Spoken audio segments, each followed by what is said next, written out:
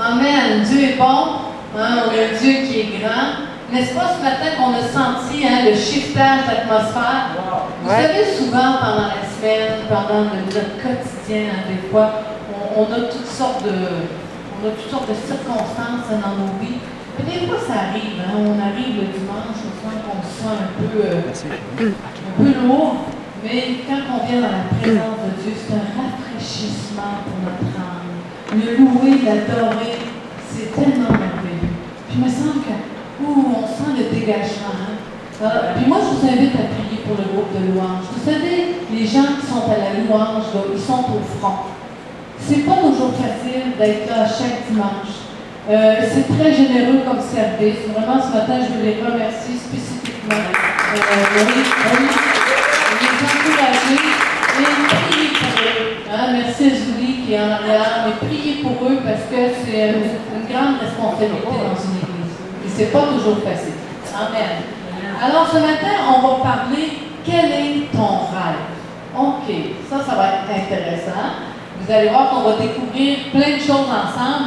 Et le but de ce message-là, c'est vous donner le goût de servir Dieu tout en accomplissant votre rêve. Servir Dieu en accomplissant votre rêve. Ça sonne positif, hein, ça? Amen. Et aussi, bon, je veux encourager aussi nos aînés, c'est qu'il n'est jamais trop tard pour accomplir la volonté de Dieu et rentrer dans ton rêve. Saviez-vous que dans la Bible, j'aime bien Caleb. Un jour, Caleb, dans la Bible, on voit ça dans Josué, il est allé voir Josué, puis il s'était fait promettre une montagne il y a 40 ans.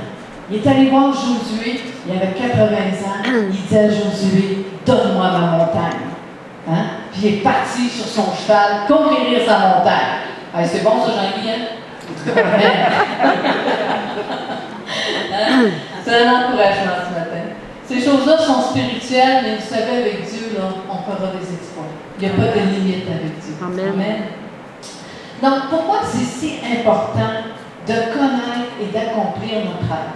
On va commencer par toucher quelques points là-dessus. Premièrement, Dieu t'a créé pour une mission. Dieu t'a créé pour un mandat. Donc, il ne t'a pas envoyé ici sur la terre pour simplement, comme on dit souvent, respirer de l'oxygène, occuper un espace, mais non. Tu as été créé dans un but, dans une mission. Parce que Dieu ne fait rien au hasard. Il ne fait absolument rien au hasard.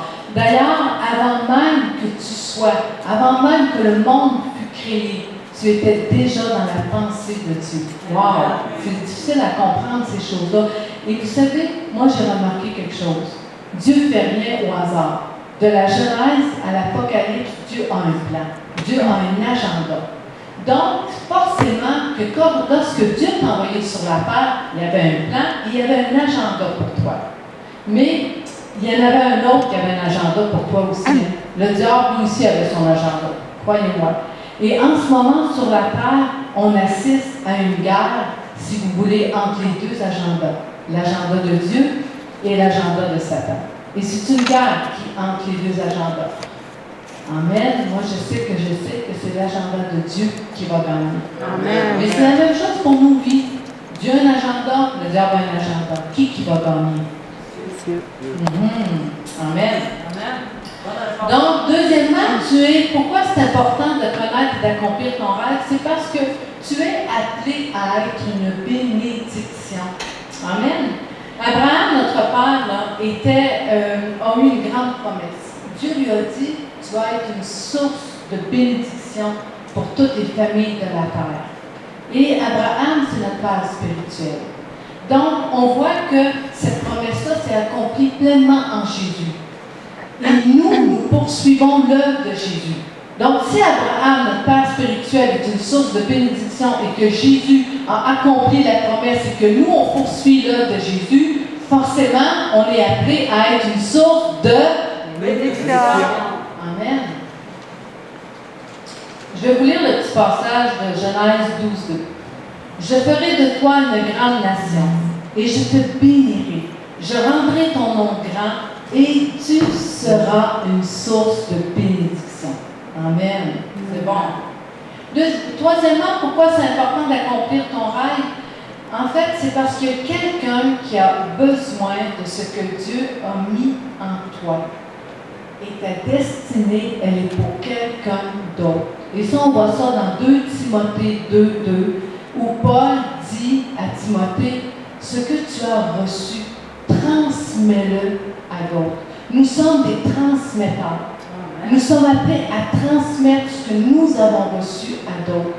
On n'est pas appelé à garder tout pour soi, mais on est vraiment appelé à être des transmetteurs.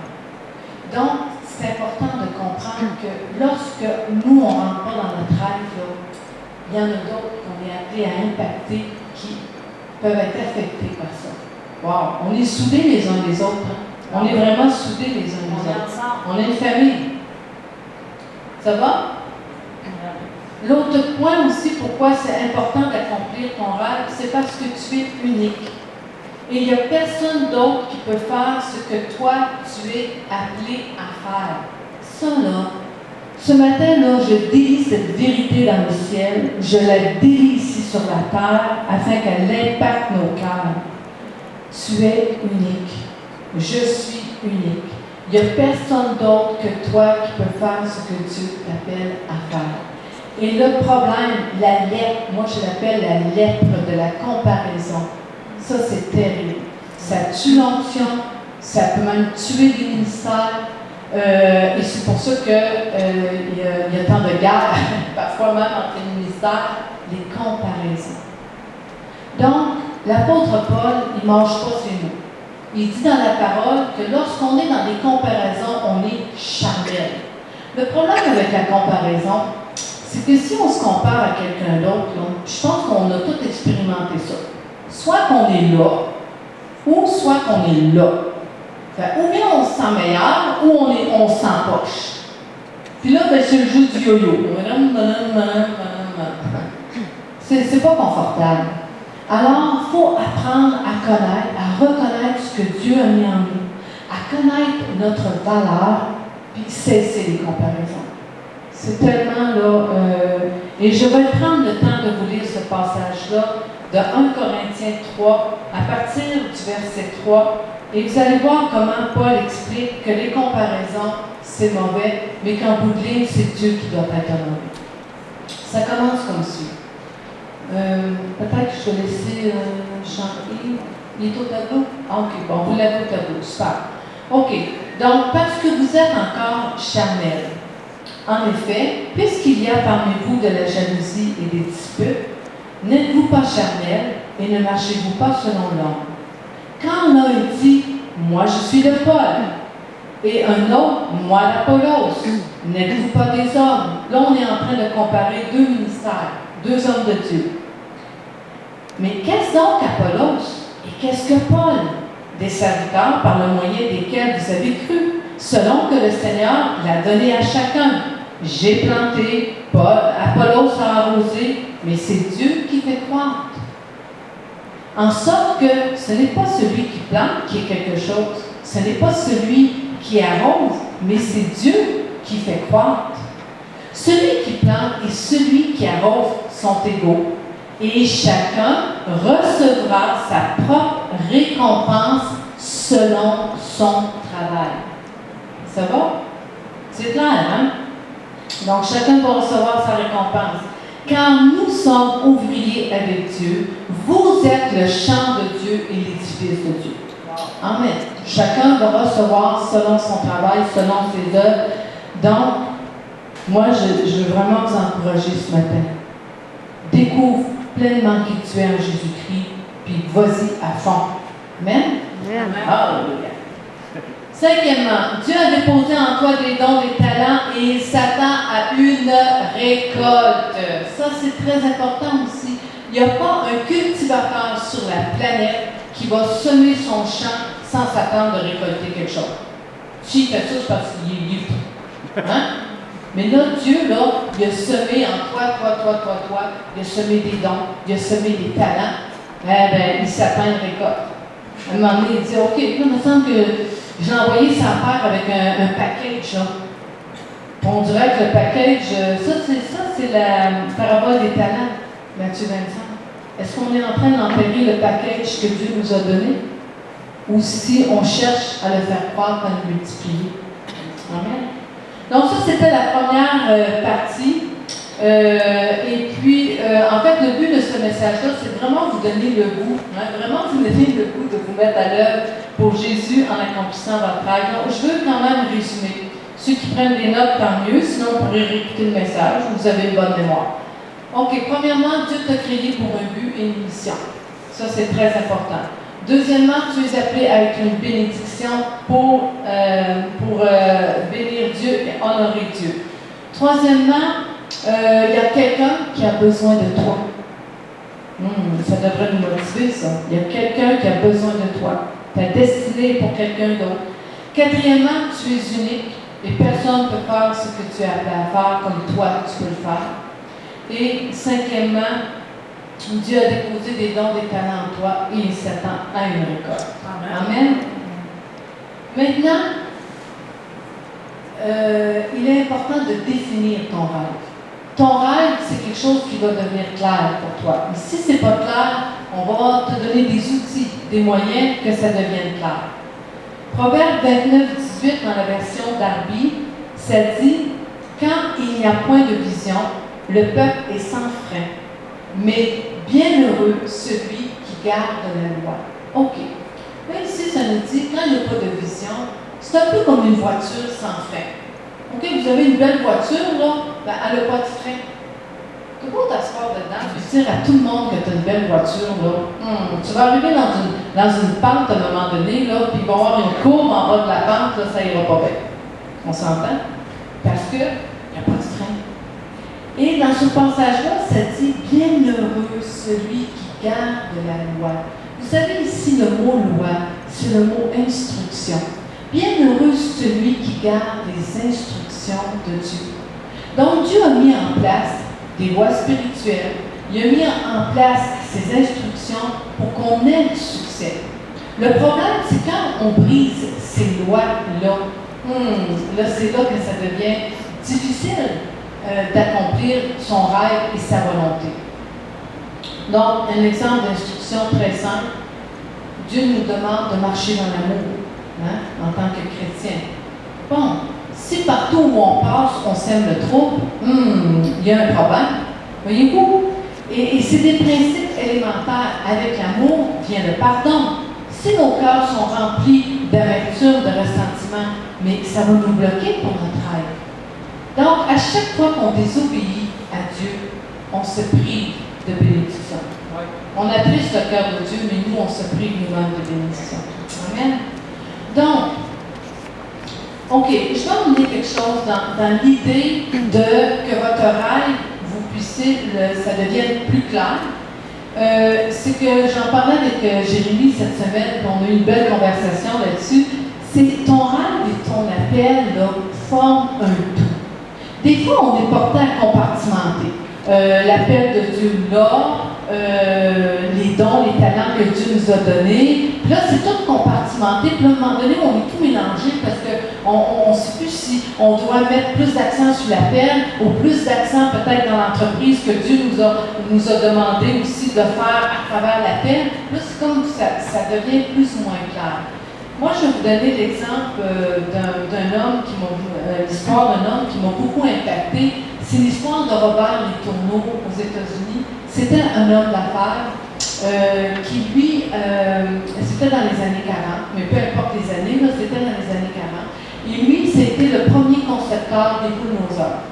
Donc, le gars, c'était un ingénieur, mais plein de talent, parce qu'il n'y avait pas de diplôme. Il y avait le don. Ouais, vous comprenez, vous ne moins. Donc, le gars, il était full de talent, il n'était pas diplômé jusqu'aux dents, mais Dieu avait mis ça en lui. Donc, lui, il s'est mis à inventer des pièces, à inventer ces machines-là. C'était les premières machines à être sur le marché. Et comme ça a été une entreprise prospère, le gars, là, il finançait des écoles bibliques, il finançait des missionnaires.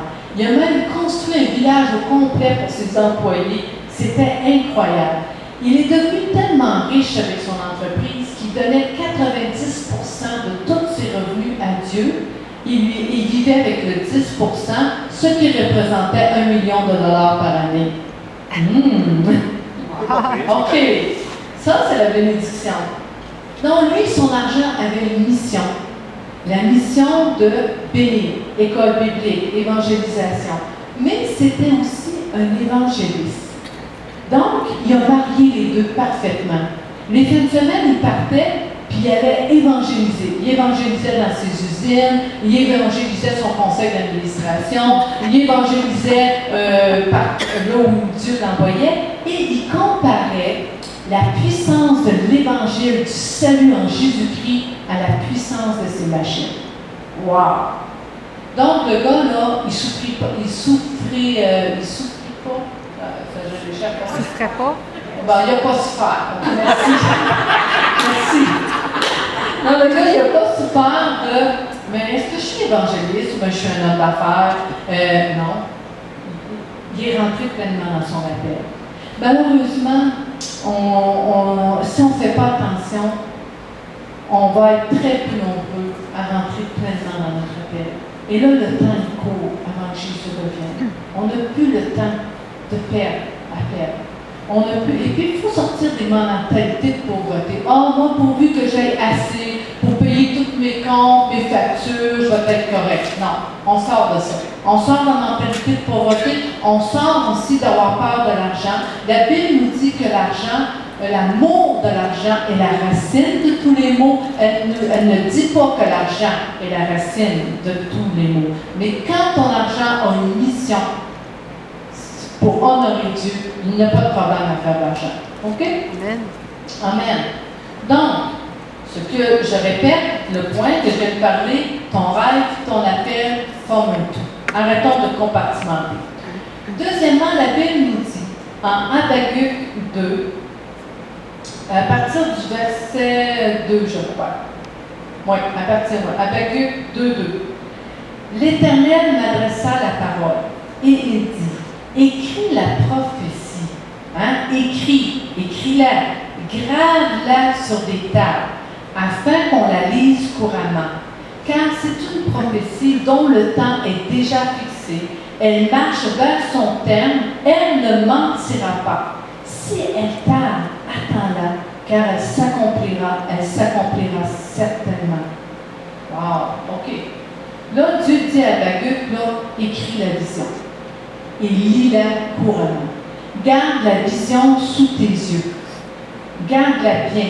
Définis-la. Comment on définit une vision? Allez vous asseoir dans la présence de Dieu. Là, tu dis, Seigneur, moi, là où je suis rendu dans ma vie, devant toi, je m'assois. Quel est ton agenda pour moi avant ton retour? Parce que les enfants de Dieu, là, qui vont être pleinement bénis, pleinement protégés dans les derniers jours, là, c'est vraiment tous ceux qui vont s'enligner avec l'agenda de Dieu. Donc, posez-lui la question. OK, avant ton retour, quel est ton agenda pour moi? C'est quoi que tu veux que je fasse? Il va vous répondre. Puis, des fois, il va vous envoyer un songe, une vision. Des fois, ça va être à travers un passage de la parole de Dieu. Il va vous le révéler. Si vous cherchez de tout votre cœur, il ne vous laissera pas sans réponse. Donc, là, je vais vous donner un outil. L'outil que je vais vous donner ce matin, c'est un tableau de rêve. Le tableau de rêve, c'est une façon de décrire la vision, mais en image. OK? Et le tableau de rêve va vous aider à accomplir votre rêve. On dit Amen là-dessus, bienvenue aux gens qui arrivent. Venez vous asseoir. Amen. OK. Vous restez avec moi, ça va?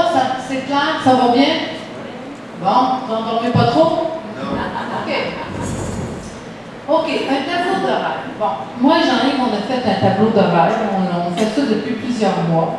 Et puis, bon, je ne vais pas tout vous donner les détails de notre tableau de rêve, ce qui serait trop long. Mais est-ce que tu vois bien? Mais c'est sûr qu'on ne voit pas beaucoup les images, mais c'est le concept. Là, je vous parle d'un concept. Faire un tableau de rêve. Et là, dans le tableau de rêve, là, vous trouvez des vieilles revues, des journaux, là, tout ce que vous pouvez, et vous faites une séance de découpage. Et là, vous mettez plein d'images de c'est quoi ton rêve? C'est quoi que tu veux réaliser avant le retour de Jésus? C'est quoi ton rêve? Et là, tu t'assois. Et là, tu vois, nous, tu peux faire, par exemple, c'est des exemples que je donne. Mais si nous, on a fait un coin Hein? Des fois, tu vas même trouver des écrits déjà écrits dans les revues. Là. Ici, c'est marqué « Réinventer votre espace ». Et ça, c'est tout le style de vie que moi et Jean-Yves, on désire avoir avant le retour de Jésus. Ah, on peut faire ça, hein, définir le style de vie qu'on veut. Wow! OK? Donc ça, c'est un peu le style de vie. Et ce que j'ai aimé, c'est qu'on l'avait bâti avant de partir. Et là, quand on est revenu, on est revenu avec des photos real, des vraies. Comprenez-vous?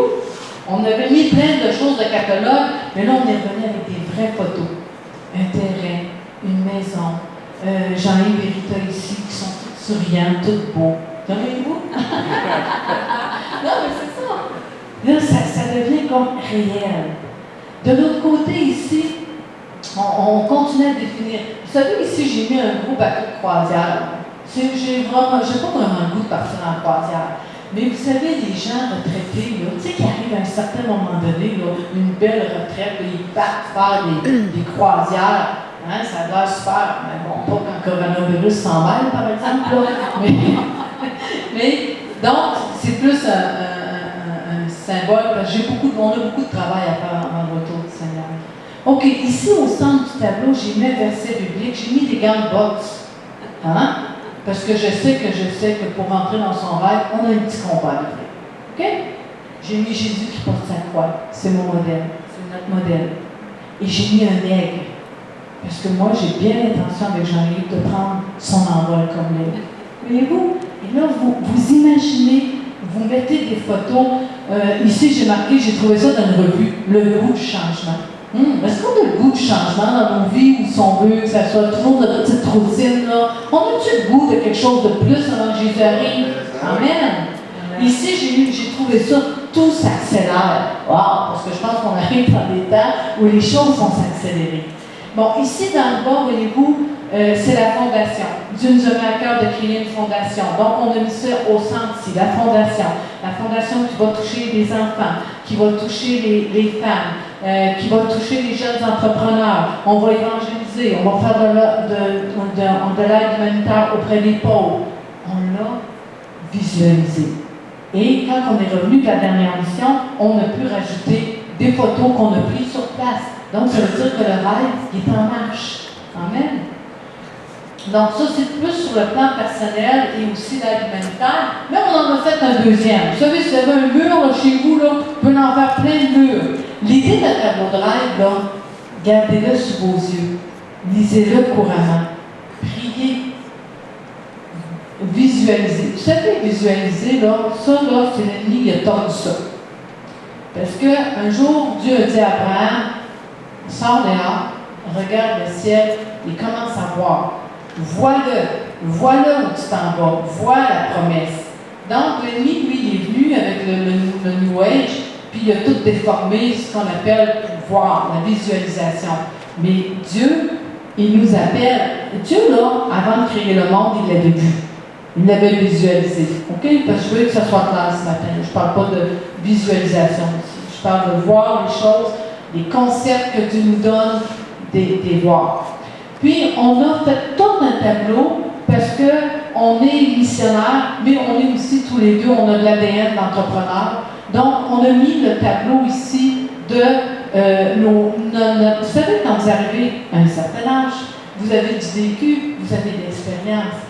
Son bagage d'expérience en horticulture, mon bagage d'expérience en transformation alimentaire, on fait un mariage des deux. On va créer une entreprise qui va nous permettre de vivre là-bas, mais qui va nous permettre de pousser plus loin la mission et le royaume de Dieu.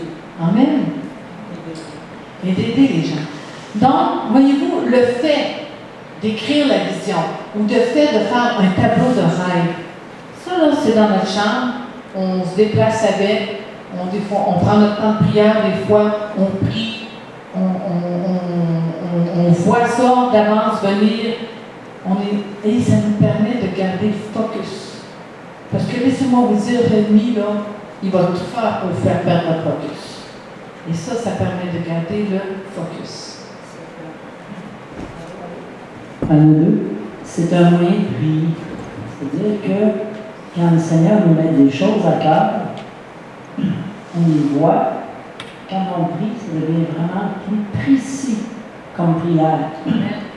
Alors, ça nous permet de vraiment prier avec précision et avec intention, dans le sens qu'on le voit.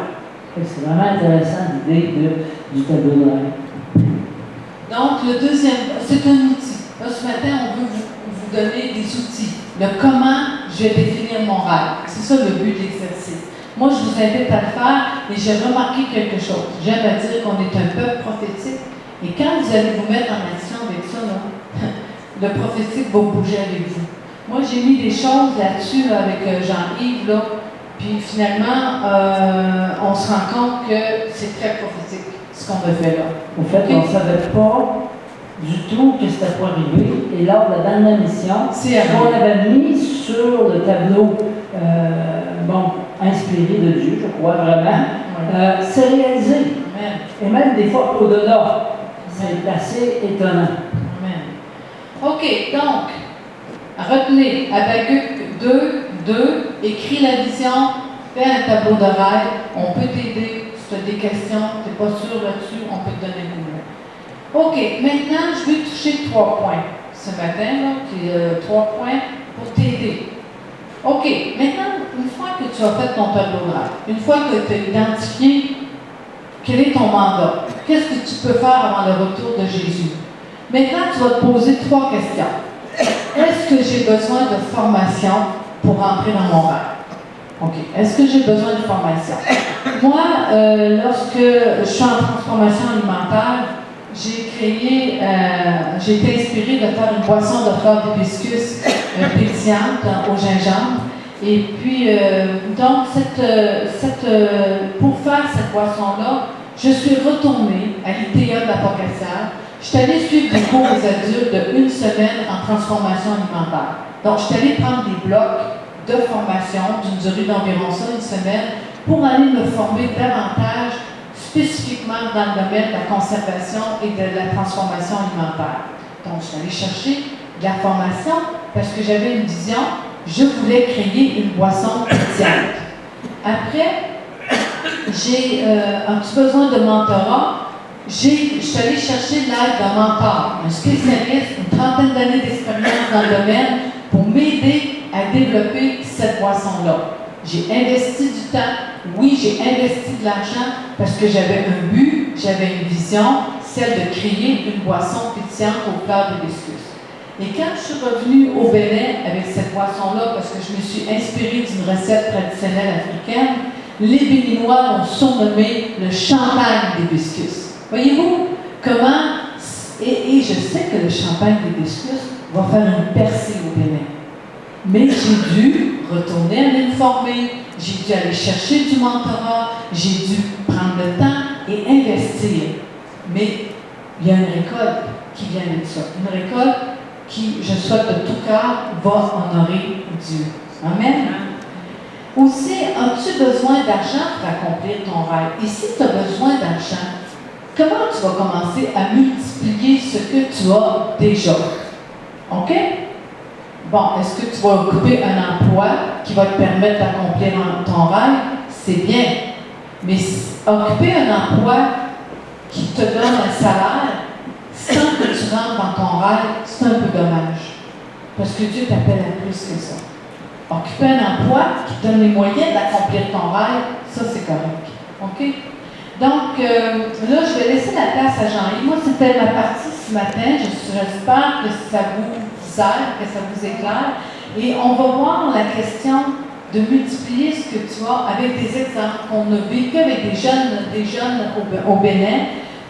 Donc, je vais laisser la place à Jean-Yves. On a encore les 12h10 sur Jean-Yves. Je te laisse la place. Amen. Soyez bénis. Amen. Fait qu'une des choses que Dieu a ouvertes pendant qu'on était au Bénin, c'est de donner de la formation à des jeunes pour qu'ils démarrent leur entreprise. Parce qu'on leur demandait souvent, « As-tu un rêve? » Mais c'est beau d'avoir un rêve, mais s'ils n'ont pas les moyens de partir, leur rêve d'entreprise, c'est un peu compliqué. Donc, finalement, on offrait aux jeunes de les accompagner à écrire leur projet d'entreprise et on les accompagnait aussi comme avec un prêt sans intérêt qu'ils doivent rembourser, mais de façon flexible. On regardait avec eux quand est-ce qu'ils étaient en mesure de rembourser. Mais des fois, le rêve de certains demandait un pré-rêve. C'est quoi ça? Un pré-rêve, c'est que pour ramasser suffisamment d'argent, de moyens financiers, pour pouvoir réaliser son rêve, il devait faire d'autres choses avant. Ici, on a Padro. Padro, c'est un jeune homme qui est à l'université. Puis, en ce moment, il n'avait pas les moyens, puisque c'est un orphelin, Padro. Son papa et sa maman ne lui aident pas du tout. En fait, les orphelins, bon. Et puis... OK. Bon. Et... Donc, pour pouvoir vraiment continuer son rêve de pouvoir compléter sa formation à l'université, il a décidé de vendre de l'huile à moteur. Et là, il a réalisé, en fait, dans notre formation, il a présenté son idée. Il y a quelqu'un qui a dit, écoute, tu devrais aller offrir, d'aller faire le changement d'huile chez les gens directement, à domicile. Puis il s'est mis à faire ça, puis vraiment, ça a été formidable. On lui a aidé avec un montant d'argent pour pouvoir acheter une certaine quantité d'huile moteur, et puis il en a placé dans des garages, dans des endroits précis, et puis il s'est mis à offrir le changement d'huile à domicile. Vraiment merveilleux. Ça progresse son affaire, il est encouragé. C'est un jeune homme qui, à un moment donné, lorsqu'il a donné sa vie au Seigneur, il a passé par les eaux du baptême avec nous, il a presque tout perdu. Il y a la foudre qui est tombée sur sa coupole, et puis tout a grillé dans sa maison, même les ampoules dans la maison, tout a grillé. Et puis là, il était vraiment découragé, du moins, il dit, je viens de donner ma vie à Dieu. Tu sais. Et puis là, bon, on a prié avec lui, et puis finalement, aujourd'hui, c'est un jeune homme tellement souriant. Hein. C'est vraiment un jeune homme super encouragé, puis il est beau à voir aller. Son témoignage pour le baptême était tellement touchant. Je mets en arrière et toute la fornication, les choses de ce monde que j'ai vécu. Il a osé dire, il a osé demander vraiment pardon à Dieu pour ses mauvaises décisions, ses mauvaises choses qu'il avait faites. Donc, c'est tout un jeune homme. J'aimerais vous parler aussi de mes deux amis très chers. C'est Hippolyte et Théophile. Ces deux-là, je les ai rencontrés très rapidement au début de notre mission à Paracou. Et puis, Théophile était un agronome. Et puis, eux autres, ils ont un rêve, celui de faire de l'élevage. Mais l'élevage assez grand. Puis, les moyens qu'on pouvait leur aider ne leur permettaient pas de s'installer au niveau de l'élevage. Donc, qu'est-ce qu'ils ont décidé de faire? Ils ont décidé d'aller acheter des poulets, de les préparer, donc de les éplumer, de les épider et d'aller les livrer directement chez les gens. Là-bas, souvent, je ne sais pas si c'est la même chose au Congo ou en Haïti, mais les gens n'aiment pas beaucoup le poulet congelé. Et peut-être que je comprends pourquoi, parce que des fois, il manque d'électricité. Hein. Peut-être que... Bon, en tout cas, ceci dit, on n'aime pas tellement le poulet congelé, mais le poulet frais. Mais souvent, la famille, là, il faut que tu commences à courir après le poulet pour l'attraper. Après ça, ben, tu le tues. Là, tu l'éviscères, tu l'éplumes.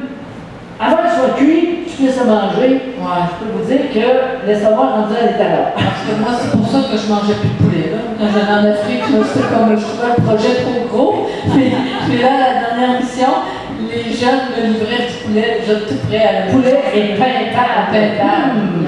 vraiment délicieux. Alors, ils ont vraiment commencé avec 2 poulets par semaine. Maintenant, ils sont rendus à plus de 50 poulets et ça marche vraiment bien. Ils sont en train de se constituer un fonds qui va leur permettre de vraiment réaliser leur rêve d'avoir un élevage plus grand. Donc, c'est vraiment le fun de voir ça.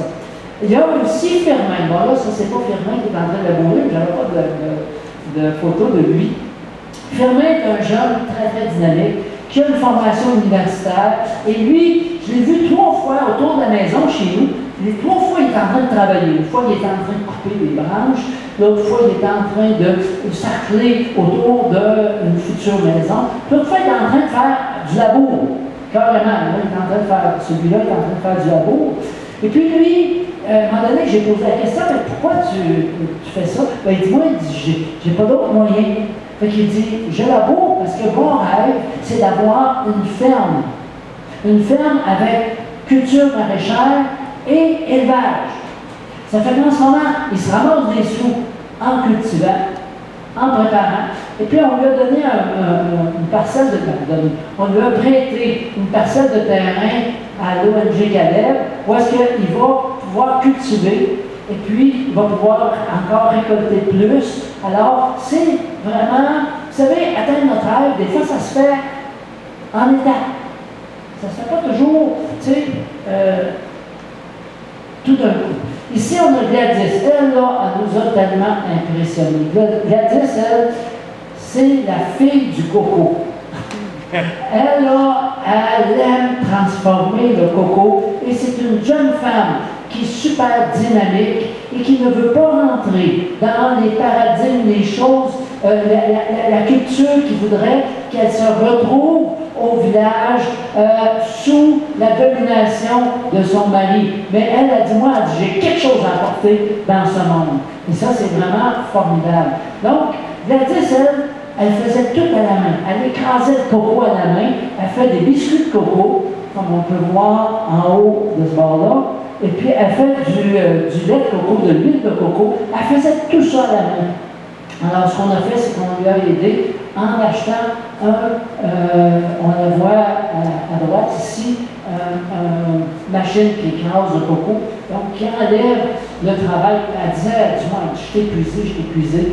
Là, elle est moins épuisée, bien que sa business a vraiment augmenté de façon assez importante. Fait que c'est intéressant. Il y a possibilité. Et comme on dit, Rita, il n'est jamais trop tard. Donc, c'est important que vous sachiez c'est quoi que Dieu veut pour vous. Amen? Parce qu'il veut quelque chose. Il y a quelque chose d'important que tu dois faire pendant que tu es ici, avant le retour du Seigneur. Amen? Ça, c'est très important de comprendre ça. Et puis, on pourrait se poser la question, est-ce que tu as déjà réalisé ton rêve? Peut-être que c'est déjà en marche, que tu es en train de réaliser. Mais si tu ne l'as pas réalisé encore, bouge. Bouge. Avant qu'il soit trop tard. Comment on dit ça? Grouille avant que ça rouille. Grouille avant que ça rouille. C'est ça. Tu savais qu'il y avait une expression. Bouge avant que ça rouille. Grouille, grouille. Grouille avant que ça rouille. Grouille avant que ça rouille. C'est ça, oui. J'aimerais vous laisser la parole. Est-ce que vous avez un rêve? Est-ce que votre rêve est déjà clair? Est-ce que, on va prendre juste quelques minutes, ce ne sont pas très longs, là, mais est-ce que vous aimeriez qu'on prie pour que votre rêve se réalise? Est-ce que vous n'avez pas d'idée? C'est quoi ce que le Seigneur met devant vous? Où en êtes-vous? Ça fait 3 ans que je vais être en Israël. Amen! À cause de la pandémie. J'avais été prêt à y aller, mais ça nous a tombé dessus. Ben oui, Non, mais abandonne pas ton rêve. c'est ça. Fais-toi un tableau de rêve avec plein d'images. Tu Amen! Portrait de. Israël. Israël, puis tu gardes ton focus. Bon, prie. Amen. Tu pries avec ça. Amen. Quand tu le vois, tu pries avec. Amen. Bon. Amen. Une autre personne? Moi, c'est pas clair, mais je me vois devant les groupes, même des fois. Amen. T'es quoi? Amen. T'es quoi? Sylvie, elle est. En fait, Sylvie, elle a. Elle va répéter Oui. pour la caméra. Moi, c'est pas clair, mais je me vois parler devant les foules, les groupes, même des foules. OK, explique-nous ce que tu fais dans la vie. Je suis naturopathe. Je travaille principalement avec l'alimentation. Amen. J'ai déjà donné plusieurs conférences sur le sujet. Amen. Donc, moi, je suis convaincu que ça va se réaliser. OK, on persévère, on ne lâche pas, et quand tu as besoin d'aide, parfois tu peux en parler. On peut t'accompagner dans la prière. Il y avait Gaëtan en arrière, je Je pense. voudrais juste revenir sur le rêve. Attends un petit peu, Gaëtan, je vais revenir sur le rêve de Sylvie. Sylvie, ça va être important parce que déjà, tu connais ta formation, ce que tu as appris, tu as une vision de répandre finalement ta connaissance à plusieurs personnes. Maintenant, tu vas demander à Dieu ses stratégies. Quelles sont tes stratégies pour que, à partir de ce que tu as mis en moi, je puisse atteindre le maximum de personnes? Amen. Et ne minimise pas aujourd'hui tout ce qui s'offre sur les moyens technologiques là, qui s'offrent à nous pour atteindre les gens. Oui. Et vraiment, tu vas peut-être avoir besoin de formation pour développer ça. Tu vas peut-être avoir besoin de mentorat là-dedans.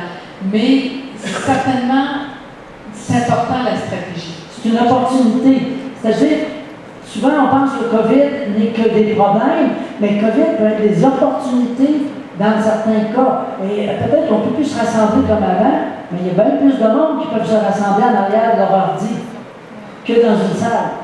Parce que je ne suis pas certaine, par exemple, que le sujet va être au niveau de l'alimentation au milieu. Ça, je ne suis pas certaine. Mais devant un groupe, quand j'ai à parler devant un groupe, même, moi, je m'anime, là, je suis vraiment vivante. Yes. C'est vraiment ça. Amen. Amen. Bon, ben, Dieu va te préciser. révéler. Ouais, amen. Gaëtan, peut-être que tu peux venir ici, Gaëtan, pour la caméra. Parce que quand on fait des animations comme ça, il faut rester connecté avec les micros, sinon on perd la dynamique. Oui, parce qu'on a un site internet pour ceux qui ne savent pas, et pratiquement toutes les prédications ou les partages sont mis le lundi déjà. Donc, si vous voulez retourner voir ça, c'est vinouvelle.ca. Merci beaucoup, Pasteur Jean-Yves et Pasteur Rita. C'est bon. J'ai vu une annonce dans une toilette. Je vais vous la traduire. C'est en anglais, mais je vous la traduis. Ça dit, s'il vous plaît, ne tirez pas la chaîne sur. Donc, je traduis de l'anglais au français. Le papier à main, les mouchoirs et les essuie-tout, les serviettes sanitaires, les chatons et les chiots, très intéressant, vos rêves et vos espoirs. Merci. Non, mais c'est bon. Ça va dans le sujet. Là. Il y a une partie qui va dans le sujet. Mais j'ai trouvé ça bon que ça dit de ne pas jeter nos rêves et nos espoirs dans les toilettes. Puis des fois dans la vie, ben, on a le goût de les flusher. Là, je parle en québécois, là, excusez-moi. Des fois, on a le goût de tirer la chaîne sur nos rêves et nos espoirs et dire, ben, regarde, je flush et j'en veux plus. Parce qu'on est déçu, parce qu'il y a toutes sortes de raisons. Donc, je vais vous encourager. Amen. Et je peux juste rajouter quelque chose? Mais justement, dans le sujet, on a déjà parlé, Pasteur Rita, que vous savez, quand elle disait qu'il n'y a personne qui peut faire ce que toi, tu peux faire. Parce que tu es unique. Vous savez, Moïse, là, il a été 40 ans formé dans la maison de Pharaon. Il a été adopté. Il a connu la vie des Égyptiens. Il était dans la maison d'un roi.